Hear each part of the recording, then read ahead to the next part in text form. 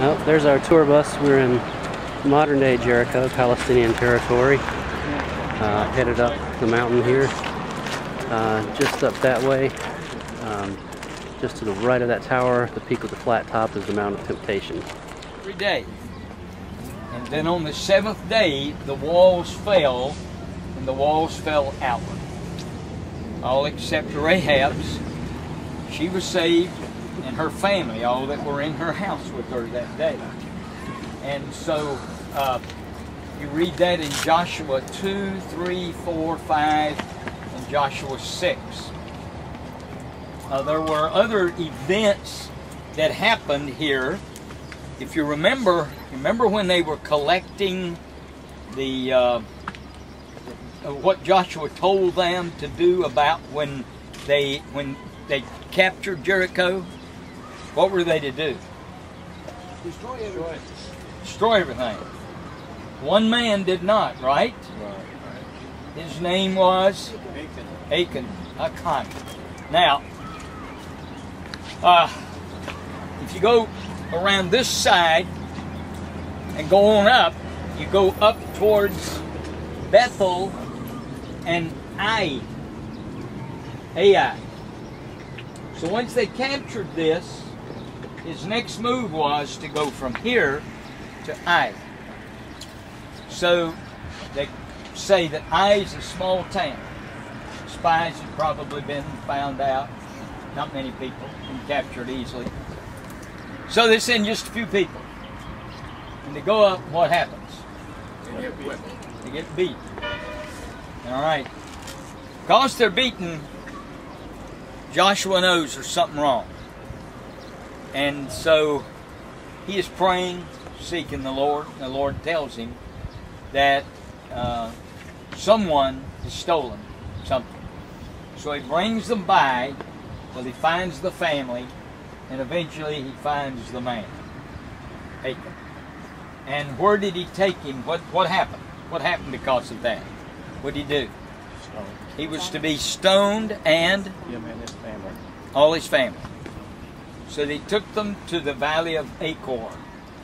Now, that valley is out this way somewhere. I've been with a bus in that area, but to get to it, you'd have to take this road and go around. We drove up to get a better look there at the Mount of Temptation, and you can see the valley of Achor, and that's where Achan was stoned.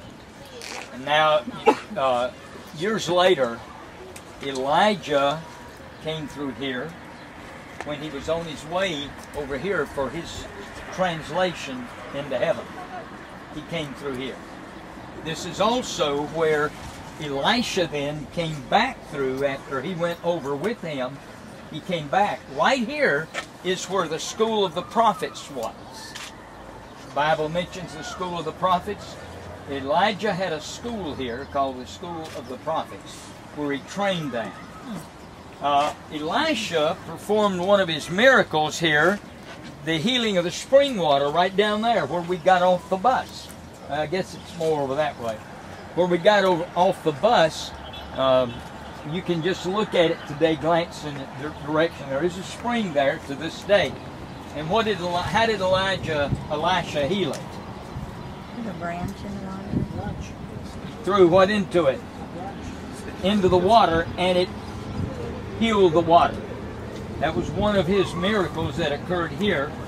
But it was also in the, it's down this way, the city that was there in Christ's day, Jesus' day. In that town, there was a man by the name of Bar. What does Bar mean? Son. And Timaeus, or Timaeus, what does that mean? That's the man's, that was his family name. The son of Timaeus, Bartimaeus, we would call it. So it was there then that Bartimaeus was healed. So that also happened in this area. It was from here, the city that was here in Jesus' day, which is over here a little ways. It was from there that Christ made his way back to Jerusalem for his final visit to Jerusalem. Now, as he goes up, from here it's about 18 to 20 miles, and it's up in these hills, and it just keeps going up, up, up, up, up, up, up, winding. And that's why the Bible said Jesus went up to Jerusalem from here. But it's easy to see where Jericho is. Look how green it is. Then when you get out from that, but I can say this.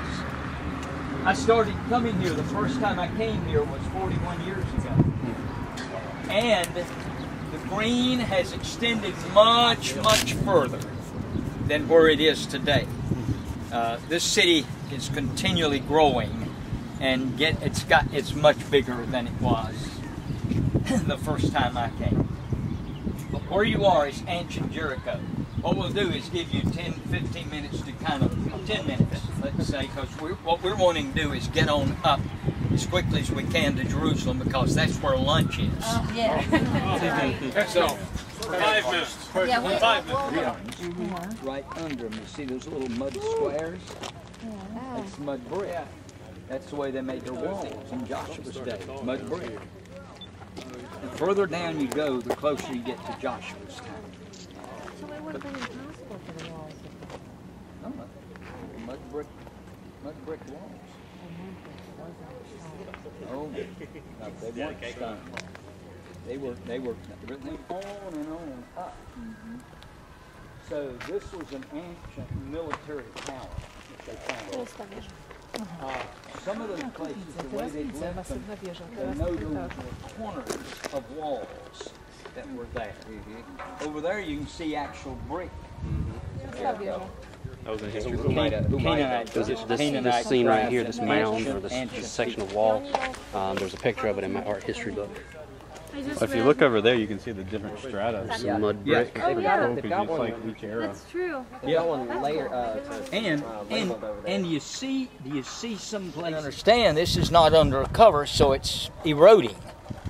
But they're satisfied. The archaeologists, they've gotten the information out of it they wanted, and it's all been documented. So once they do that, they can let it go, just like up at Kersey where we dug. Remember I was showing you that? Well, they've let it go now. And I can see already deterioration of some of the stuff from the time we dug there. So, but this watchtower is very interesting. Neat, yeah. And it's out of Was it there in Joshua's day? Perhaps they stood right here on this tower that went up much higher. They could look clean over that way. They're coming. And say, here they come. And then, remember Joshua, where did the spies tell where did Rahab? So then, but she didn't have any so then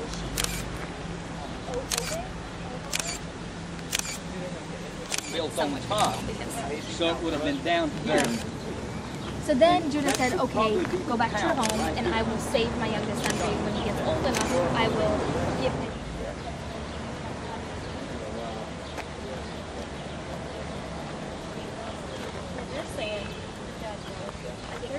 You can see more bricks here. This level is much lower on the site. This might be the level of the site in Joshua's day. And that's back up where we were just a few minutes ago.